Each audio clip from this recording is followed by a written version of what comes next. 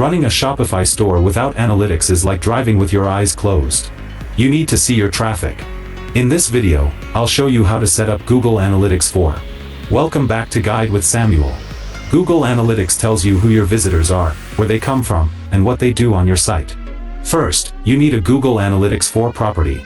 Go to analytics.google.com and create an account for your store. You'll get a measurement ID that starts with G-.